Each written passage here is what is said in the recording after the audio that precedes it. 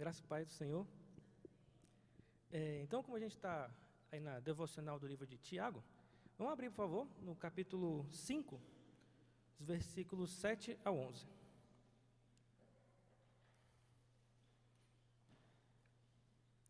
Carta de Tiago, capítulo 5,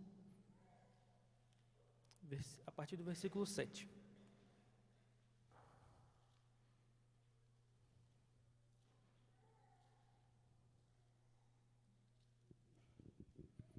Amém? Todos abriram? Eu vou ler na versão NVI, tá?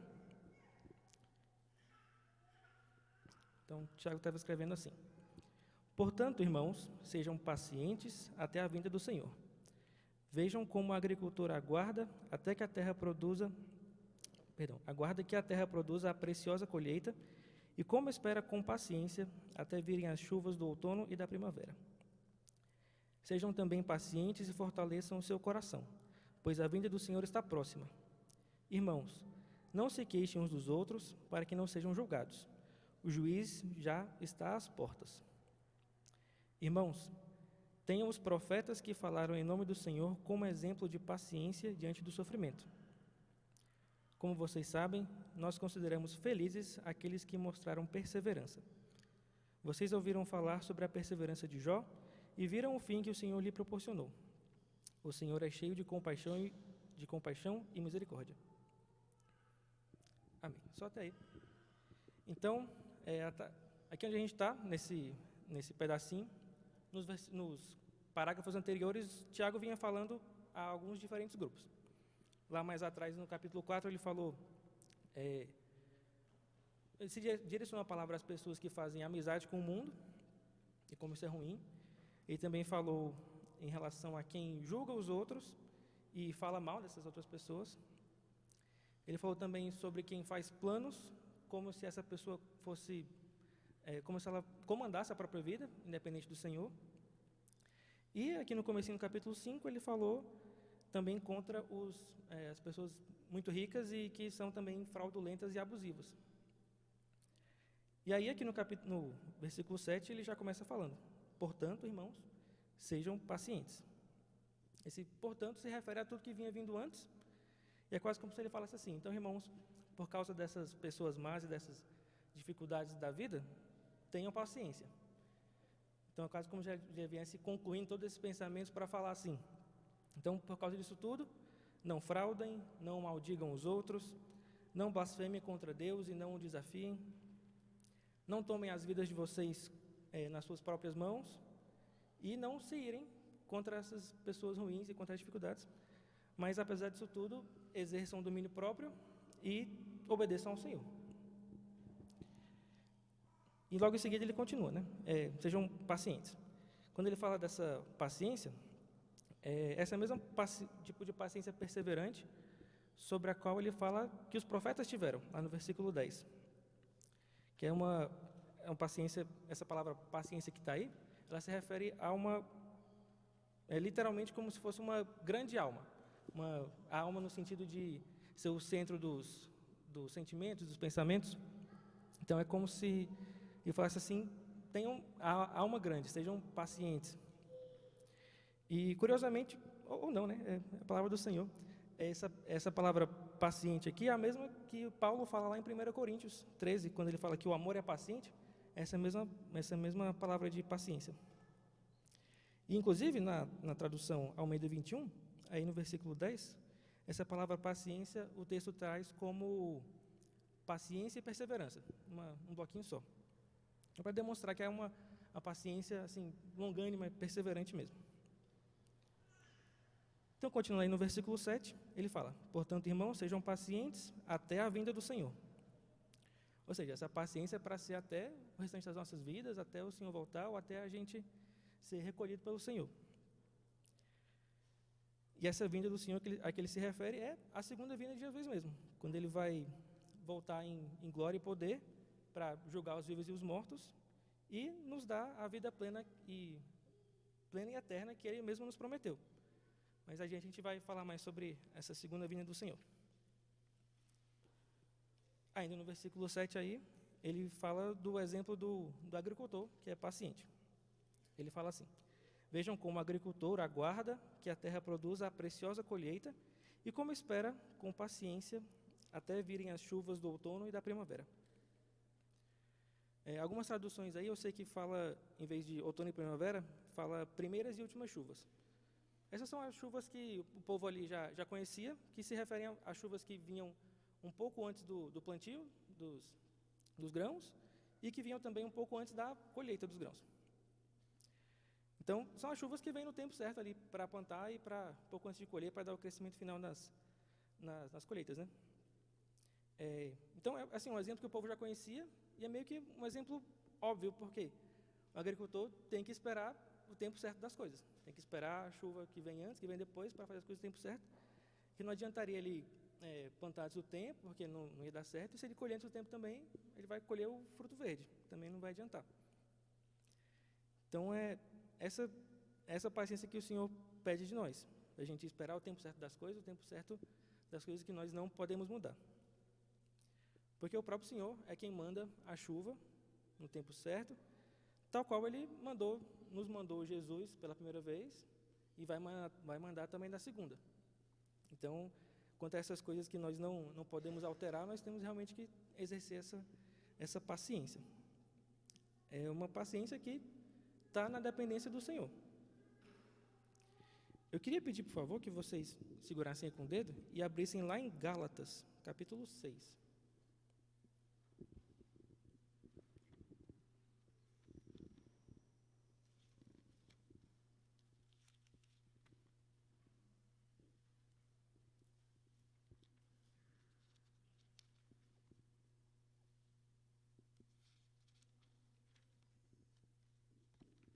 Gálatas 6, verso... Perdão.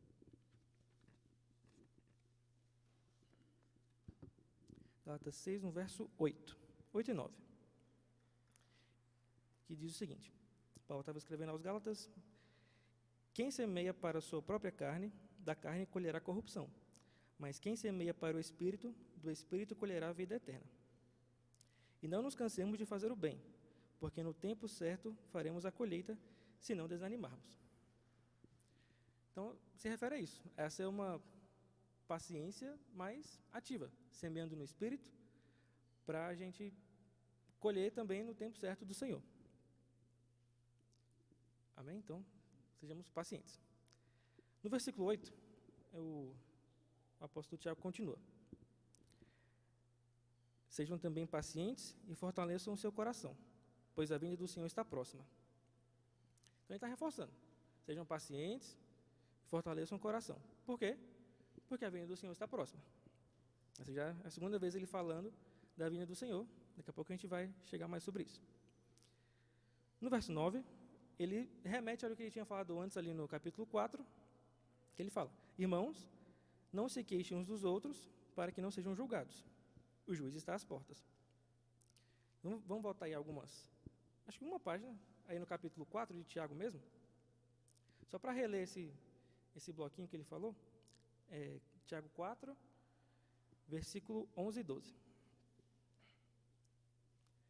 Irmãos, não falem mal uns dos outros. Quem fala mal contra seu irmão, o julga, vou ler de novo. Quem fala contra seu irmão, ou julga o seu irmão, fala contra a lei e a julga. Quando você julga a lei, não a está cumprindo, mas está agindo como juiz. Há apenas um legislador e juiz, aquele que pode salvar e destruir. Mas quem é você para julgar o seu próximo? Então ele está resumindo aí no versículo 9, isso que ele já tinha falado antes, está alertando de novo, né? Não julguem os seus irmãos, para que vocês não sejam julgados. E por que disso? Ainda no versículo 9 ele fala, o juiz está às portas. Essa já é a terceira vez ele falando da segunda vinda do Senhor. Primeiro ele falou que falou que está vindo, agora ele está falando, o juiz está na porta já. Assim como os outros apóstolos, Tiago ele também já via a segunda vinda de Cristo como uma coisa iminente. Isso foi há 2.000 anos atrás, né? Então, para a gente parece que está demorando muito. Mas como lá no próprio versículo 11 fala, o Senhor é cheio de compaixão e misericórdia. E Como o próprio pastor leu aqui no comecinho do dia de hoje, eu vou até abrir aqui, que ele leu lá em 2 Pedro. Deixa eu só achar aqui. Ó, 2 Pedro, capítulo 3, versos 8 e 9. Eu mesmo vou ler aqui, mas quem estiver abrindo, 2 Pedro 3, 8 e 9. Mas há uma coisa, amados, que vocês não devem esquecer, que para o Senhor um dia é como 1000 anos, e 1000 anos são como um dia. O Senhor não retarda a sua promessa, ainda que alguns a julguem demorada. Pelo contrário, Ele é paciente com vocês, não querendo que ninguém pereça, mas que todos cheguem ao arrependimento. Então, essa vinda do Senhor é iminente, a gente deve esperar por ela como se fosse agora, mas, graças a Deus, que não tem sido. Foi porque não foi naquela época que o Evangelho chegou até nós hoje, e nós fomos salvos. Glória a Deus por isso. E ainda hoje ela continua se espalhando ainda mais, indo cada vez mais longe, como a gente vê ali no mapa, partiu dali do Oriente Médio e foi espalhando, graças a Deus.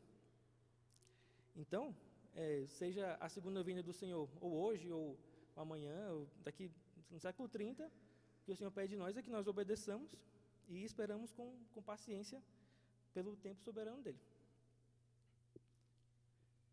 Seguindo aí o texto, nos versículos 10 e 11.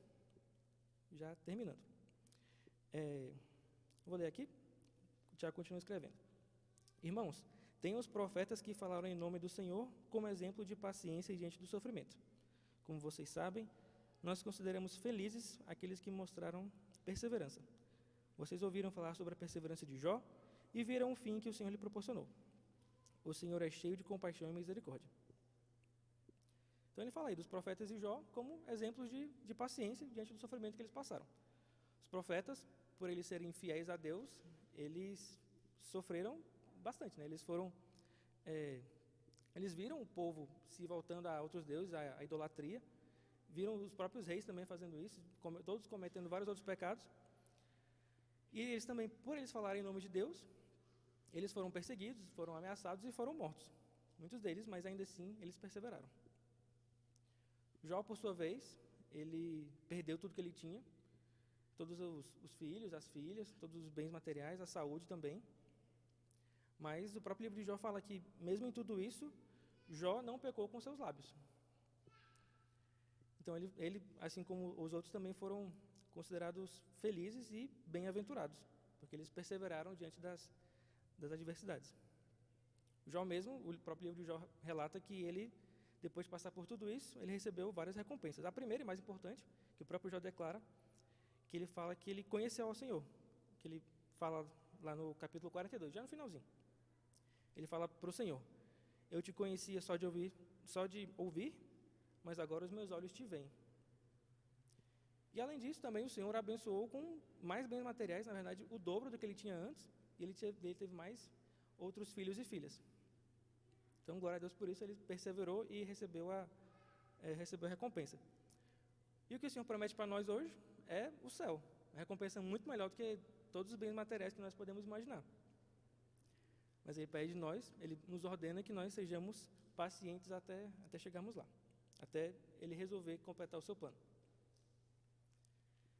E por fim, aí no finalzinho do versículo 11, tem uma última observação que deve nos encher de alegria e perseverança, que é quando ele fala que o Senhor é cheio de compaixão e misericórdia. Então, que essa verdade realmente sirva para acalmar os nossos corações diante das dificuldades pelas quais nós passarmos, que nós saibamos que o Senhor é sábio e que Ele planeja o nosso bem em tudo e que vai tudo acontecer de acordo com a vontade dEle, mesmo que não seja o que a gente espera que aconteça, mas é o Senhor quem conduz as nossas vidas e que apesar de tudo, que nós sejamos pacientes e obedeçamos ao Senhor em tudo. Amém? Então, só um resumo de tudo que a gente falou aqui, só para ficar pontuadinho certinho. Então, primeiro, que nós não sejamos impacientes, porque isso nos levaria a pecar contra outras pessoas e contra Deus. Segundo, que nós sejamos perseverantes na prática do bem, apesar de todo o mal que acontece ao nosso redor e conosco também. Terceiro, que nós tenhamos essa esperança no dia glorioso da segunda vinda do Senhor. E quarto, que nós louvemos ao Senhor pela compaixão e misericórdia que Ele demonstra para nós todos os dias. E que, para nós e para todas diante das várias situações das nossas vidas. Amém? Então vamos orar ao Senhor, agradecendo. Senhor Deus, nós te louvamos pela Tua palavra, te louvamos porque o Senhor cuida de nós e nos instrui na maneira certa como viver. Te pedimos que o Senhor nos ensine a sermos perseverantes e pacientes diante de tudo e que em tudo nós tenhamos esperança nas Tuas promessas e na Tua bondade, na Tua bondade demonstrada nos Teus planos nas nossas vidas. Em nome de Jesus oramos e agradecemos. Amém.